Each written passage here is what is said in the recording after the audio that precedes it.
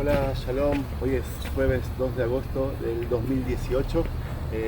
¿Por qué jueves? Porque este lugar está cerrado los sábados y solo se puede venir durante la semana.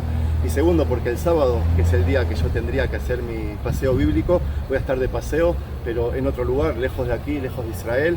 Así que aproveché y vine a filmarles esto y lo voy a subir, por supuesto, el sábado para no perder la tradición. Estoy en la ciudad antigua de Shiloh, que en la época del asentamiento judío, cuando retornamos del desierto y vinimos a conquistar las tierras de Israel, las tierras prometidas, Yoshua bin Nun decidió de que aquí iba a estar ubicado el santuario y también iba a pasar a ser la capital física y espiritual de todas las tribus y de todo el asentamiento de los hijos de Israel en las tierras prometidas. Vendría a ser una especie de Jerusalén de esos tiempos, porque Jerusalén y Jerusalén no existía, no tenía su importancia, nadie la conocía en esos tiempos.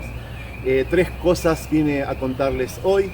La primera es sobre el santuario y sobre la ciudad antigua de Shiloh. La segunda es sobre la fiesta de Tu B'Av, el Día del Amor que festejamos hace unos pocos días, el 15 del mes de Av.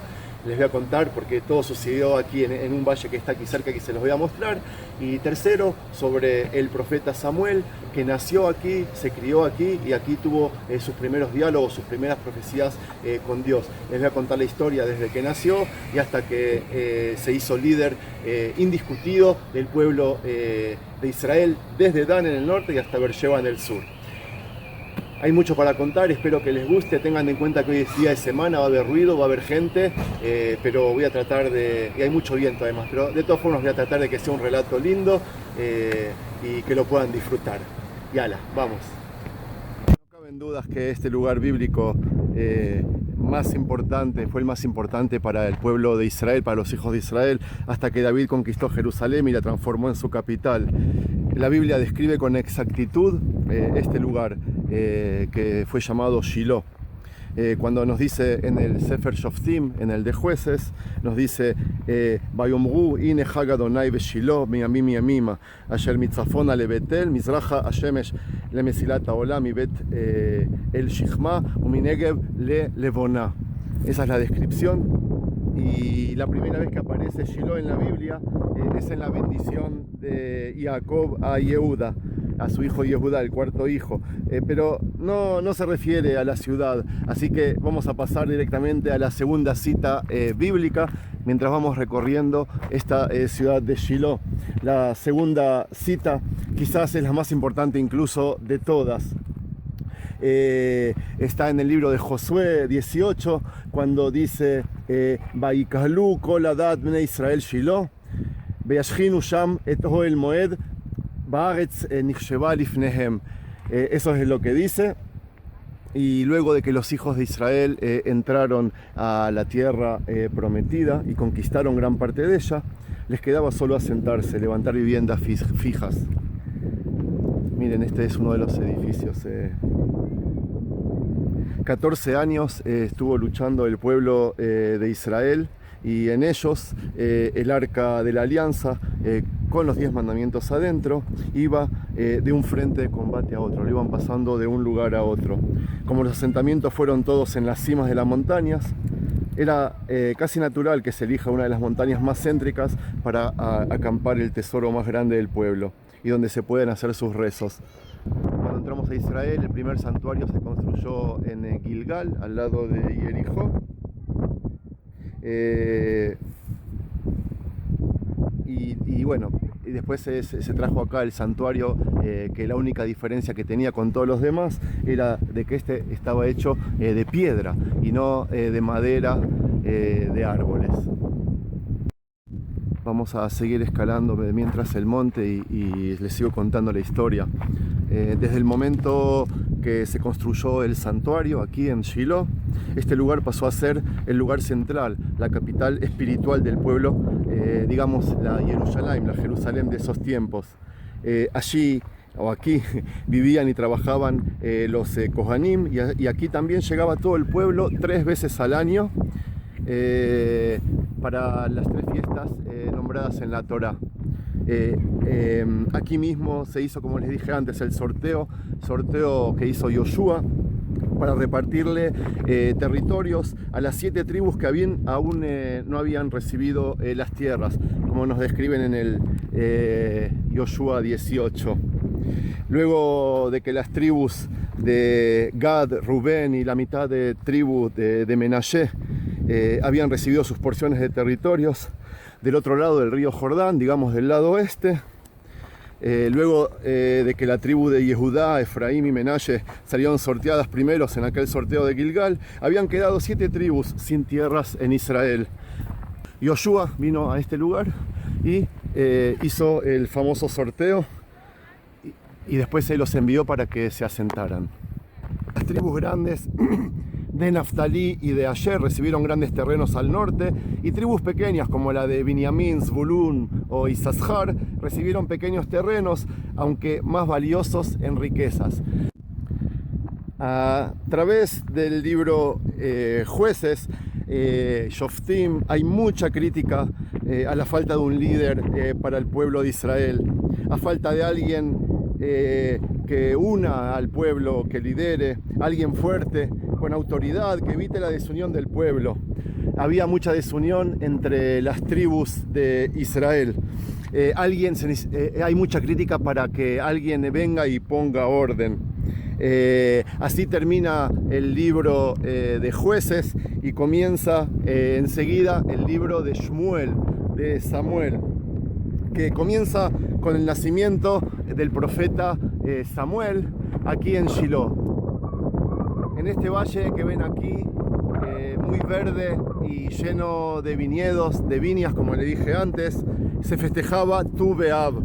Tu B'Av se festejaba en los días de verano, y todo día 15 del mes de Av llegaban hasta aquí las mujeres solteras de todas las tribus vestidas de blanco, a esperar a los hombres de las demás tribus.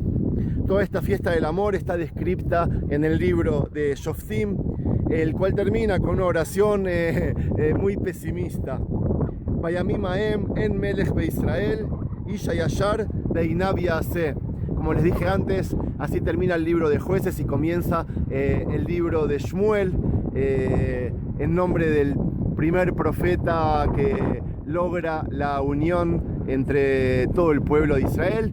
Así que voy a seguir avanzando, subiendo un poco más, y les voy a contar la historia de este gran profeta.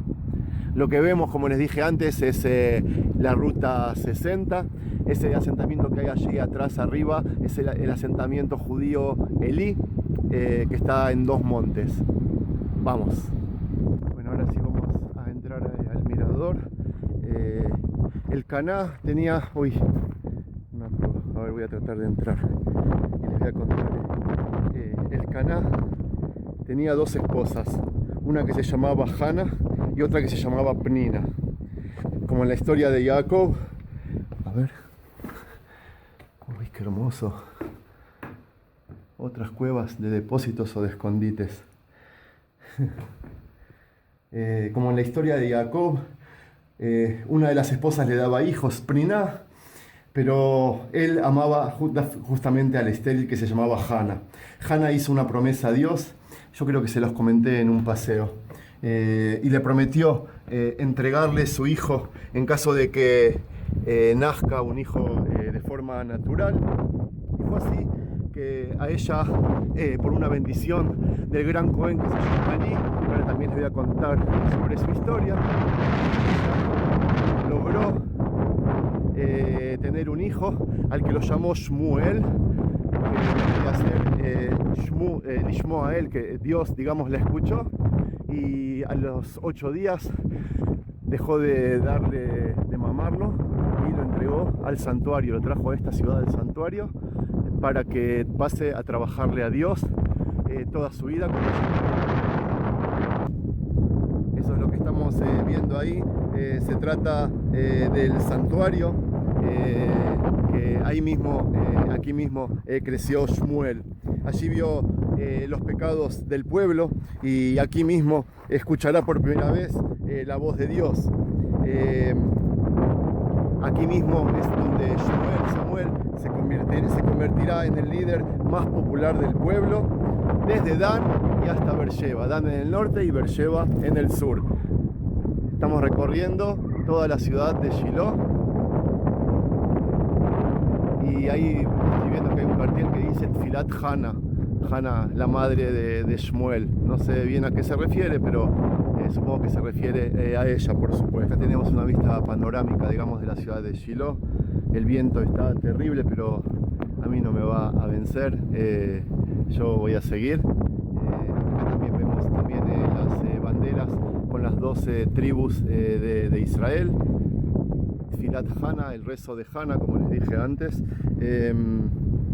Y vamos a acercarnos ahora aquí. Shmuel se había criado con dos hijos de Ali que se llamaban Hafni y Pinhas. Ellos ambos eran grandes pecadores que cuando su padre envejeció heredaron el cargo, a pesar de que no sabían hacer bien el trabajo de Dios y se la pasaban pecando. Los años pasaron, ellos seguían pecando, pero Shmuel seguía sin ser influenciado por ellos. Shmuel seguía el camino de Dios. Y además de su padre, de su padrastro, digamos, de Ali, no padrastro, padre adoptivo, perdón. Hasta que cierto día Dios lo llamó. En medio de la noche se despertó el joven Shmuel, Samuel, y él estaba seguro de que su padre adoptivo Ali lo estaba llamando. Entonces se salió de la cama corriendo y fue hasta la habitación de Ali. Y le dice a Ali, ¿qué viniste a hacer? Y él dice, vine porque me has llamado, pero Ali lo envió de vuelta a su cama. Recién la tercera vez que le había pasado lo mismo a Shmuel, se dio cuenta de que quien lo estaba llamando todas las veces era Dios. Y Dios le enseñó que la próxima vez que lo llame, Shmuel le conteste, Daber Adonai ki shomea abadeja. Y así hizo Shmuel y Dios lo que Dios le había dicho, y comenzaron a tener relaciones, profecías que Shmuel escuchaba por las noches de la misma voz de Dios. Seguimos viendo la parte del santuario, aquel santuario que habían construido con piedras. Bueno, entonces Shmuel empezó a recibir consejos de Dios, quien le empezó a explicar cómo actuar. Shmuel, a pesar de que era tan joven, ya había recibido una profecía muy difícil. Los pecados de sus hermanastros, le dijo Dios que son imperdonables. Tampoco el de Ali, que sabía de todo lo que estaban haciendo sus hijos y no hizo nada para evitarlos. Por ende, a la casa de Ali se la tragará la tierra, digamos. Se le pasará una tragedia que desaparecerán todos. Shmuel se levantó de dormir y no sabía lo que hacer con esa profecía. No sabía si ir a contarle a su padre adoptivo, a Ali. Pero Ali ya sabía de la profecía que había escuchado Shmuel. Así todo lo puso en prueba y fue y le preguntó qué es lo que había hablado con Dios. Shmuel no tuvo miedo y le contó uno por uno todo lo que había escuchado de boca de Dios. Esta ciudad es interminable, yo la sigo recorriendo. Lo que vemos ahí enfrente es la ciudad misma que se llama Shiloh, que está enfrente de la Shiloh antigua de la que estoy yo ahora. Bueno, para ir terminando el relato, les cuento que al tiempo, durante una de las guerras más sangrientas del pueblo de Israel, en la que perdimos más de 30.000 soldados e incluso el arco de la alianza en manos de los invasores, de los filisteos, es un relato que les conté yo un día desde Tel Afek, en Rosh Hain. Un enviado de la tribu de Binyamin llegó hasta aquí, hasta esta ciudad de Shiloh, a contarle la noticia al gran Cohen, a Ali.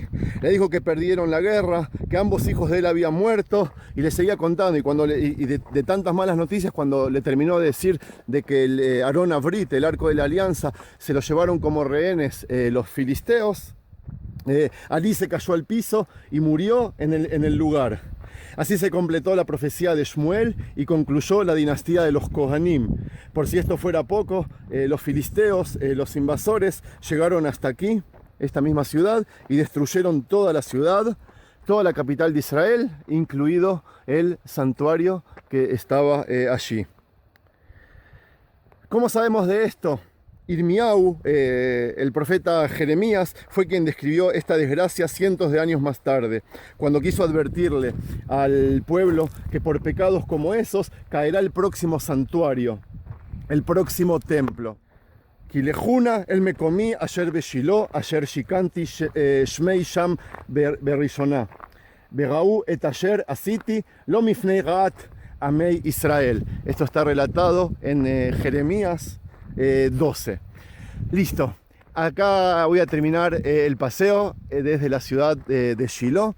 Les quiero contar además de que me voy a ir de vacaciones, por lo menos hasta principios de septiembre.